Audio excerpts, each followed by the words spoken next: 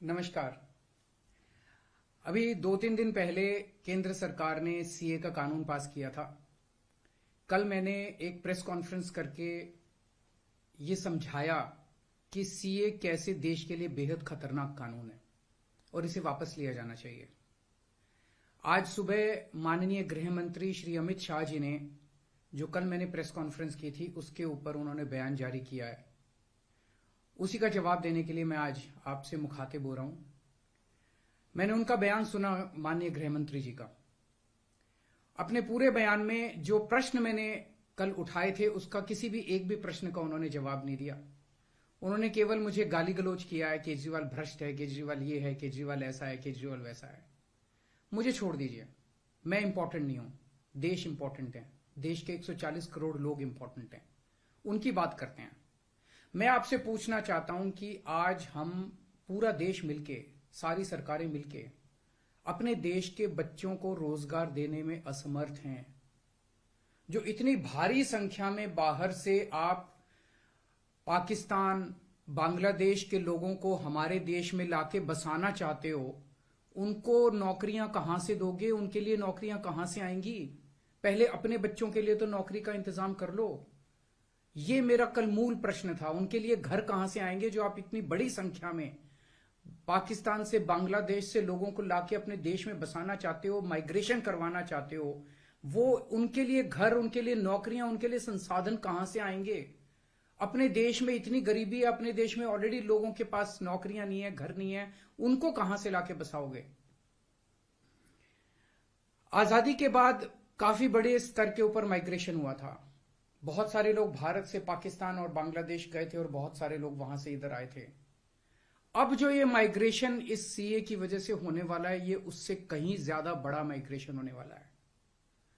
पाकिस्तान, बांग्लादेश, अफगानिस्तान, इनका कहना है कि सीए के तहत इनके अल्पसंख्यक जो हैं वो अगर भारत में आके रहना चाहेंगे तो उन्हें उस बात की मंजूरी दी जाएगी, उन्हें हमारे भारत की नागरिकता दे दी जाएगी।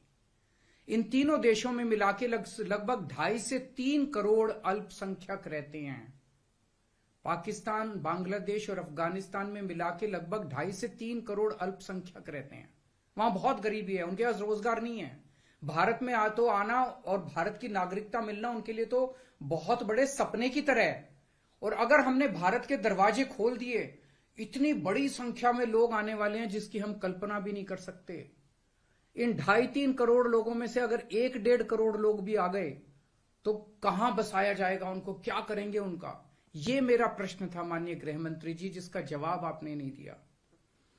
आपका यह कहना है कि 2014 से पहले के लोगों को, जो आ चुके 2014 से पहले, उनको बसाया जाएगा। मैं आपसे पूछना चाहता हूं, 2014 के बाद आना बंद हो गया? 2014 के बाद भी आ रहे हैं, अभी तक आ रहे हैं, रोज आ रहे हैं।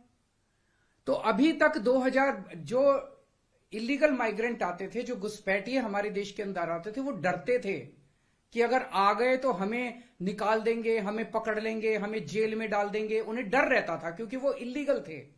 अब आप ये कानून लाके उनको लीगल बना रहे हो, अब उनका डर खत्म हो जाएगा। पूरे तीनों देशों के अंदर अब मैसेज ये है कि भारत सरकार अब जो है इन तीनों देशों के घुसपैठियों को लीगल करने जा रही है। तो ये 2014, आज आप 2014 वालों की बात कर रहे हो, कल आप 2019 के पहले वालों की बात करोगे, फिर ये डेट एक्सटेंड करके 2024 कर दोगे, क्योंकि घुसपैठिए तो आ ही रहे हैं। आपने रोहिंग्यों की बात की, ये तो आप ही के टाइम में आए थे, ये तो 2014 के बाद आए हैं सारे रोहिंग्ये। कैसे आए ये? आपकी मिली भगत से आए कि आपकी नाकामी की वजह से आए? पूरे देश में कहां कहां आपने रोहिंग्यों को बसा रखा है? तो जो इतने एक तरह से दरवाजा जो खोल रहे हो, इनको जो लीगल बना रहे हो, ये देश के लिए बहुत खतरनाक है। और इतनी भारी संख्या में इसके बाद घुसपैठिए आने वाले हैं जिसकी हम कल्पना भी नहीं कर सकते। आज जो 2014 के पहले भी आए थे, हमारे देश के अंदर उनके अधिकार नहीं है। आप उनको नागरिकता देके अब सरकारी नौकरियों दी जाएंगी उनको।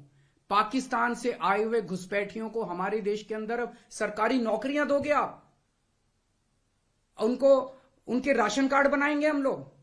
आज दिल्ली के अंदर 72 लाख लोगों के राशन कार्ड हैं, वो कम पड़ते हैं। हम बार बार केंद्र सरकार को लिखते हैं, भाई हमारे दिल्ली के अंदर गरीब ज्यादा है, राशन कार्ड बढ़ाने की इजाजत दो। उनके राशन कार्ड बढ़ाने की इजाजत नहीं देते और पाकिस्तान से लाके उनके राशन कार्ड बनाओगे आप, पाकिस्तान और बांग्लादेश के लोगों का। ये तो सही नहीं है। हमारे देश के लोगों के अधिकार मार के आप उनके लोगों को अधिकार दे रहे हो। सरकारी पैसा हमारा पैसा है, सरकारी पैसा 140 करोड़ लोगों का पैसा है, हमारे टैक्स का पैसा है। पाकिस्तानियों ने टैक्स नहीं दिया, बांग्लादेश के लोगों ने टैक्स नहीं दिया, इस देश के लोगों ने टैक्स दिया। इस देश के लोगों के टैक्स का पैसा आप पाकिस्तान और बांग्लादेश के लोगों को यहां लाके उनको बसाने में खर्च करना चाहते हो, यह मंजूर नहीं है इस देश के लोगों को। कृपया इसको, मैं पूरी विनम्रता के साथ बोल रहा हूं कि कृपया इसको समझने की कोशिश कीजिए। और मैं देश के लोगों से जानना चाहता हूं, आपसे जानना चाहता हूं, जो ये मेरी प्रेस कॉन्फ्रेंस सुन रहे हैं और ये वीडियो देख रहे हैं, मैं आपसे जानना चाहता हूं, अगर आपके घर के सामने सड़क के उस पार पाकिस्तान से आए हुए लोगों की झुग्गियां बसा दी गई, क्या ये आपको मंजूर होगा? कौन लोग हैं जो ये पाकिस्तान से आ गए, कौन लोग हैं जो ये बांग्लादेश से आ गए? क्या आपकी बहू बेटियां सुरक्षित होंगी? अगर वहां पे आए हुए लोगों को बसा दिया गया, पाकिस्तान के लोगों को पूरे देश के अंदर जगह जगह बसा दिया गया, क्या आपको ये मंजूर होगा? क्या आप अपने आप को उनके बीच में सुरक्षित महसूस करोगे? और कौन होंगे ये लोग? क्या देश सुरक्षित होगा? पता नहीं कैसे लोगों को पाकिस्तान ही भेज देगा, बहुत सारे लोगों को हमारे देश के अंदर। क्या हमारा देश सुरक्षित होगा? चारों तरफ कानून व्यवस्था की समस्या नहीं पैदा हो जाएगी? इसी को लेकर मैं चिंतित हूं माननीय गृह मंत्री जी। मेरी बात को अन्यथा मत लीजिए, मेरी बात को समझने की कोशिश कीजिए। और हम दूसरे देशों से क्यों नहीं सीखते? कनाडा का हाल देख लीजिए, क्या हो गया। विकसित देश होता था, उसने अपने दरवाजे खोले, पूरी दुनिया भर से लोग आ गए और अब वो माइग्रेशन बंद कर रहे हैं। लंदन, इसका यूके का हाल देख लीजिए, क्या हो गया। पूरे दुनिया के अंदर आज सारे देश बाहर से आने वाले इमिग्रेंट्स को रोकते हैं और आप दरवाजे खोल रहे हो सबके लिए कि सारे दुनिया के गरीब यहां, पाकिस्तान बांग्लादेश के गरीब सारे आके यहां बस जाएं। हमारे गरीबों की चिंता फिर कौन करेगा? अगर आपको लाना ही है बाहर से लोगों को, हमारे देश में पिछले 10 साल में 11 लाख उद्योगपति और व्यापारी भारत छोड़ के चले गए, केंद्र सरकार की, भाजपा सरकार की नीतियों की वजह से, उनके अत्याचार की वजह से। अगर लाना है तो इनको वापस लेके आइए। ये हमारे ही देश के लोग हैं, ये भी भारत के लोग हैं। ये 11 लाख लोग देश को छोड़ के चले गए, ये वापस आएंगे। ये अमीर लोग हैं, इनके पास पैसा है, ये आएंगे, फैक्ट्री लगाएंगे, दुकानें खोलेंगे, व्यापार करेंगे, लाखों बच्चों को रोजगार देंगे। इनको लेके आइए ना, पूरा देश आपका साथ देगा। पर पाकिस्तानियों को और बांग्लादेशियों को हमारे देश के अंदर लाके अगर आप बसाएंगे, ये देश को मंजूर नहीं है। नमस्कार। Stay ahead with our cutting-edge news app. Instantly access the latest shorts in just 1 minute and breaking news in just 50 words. Download now for a smarter, faster news experience.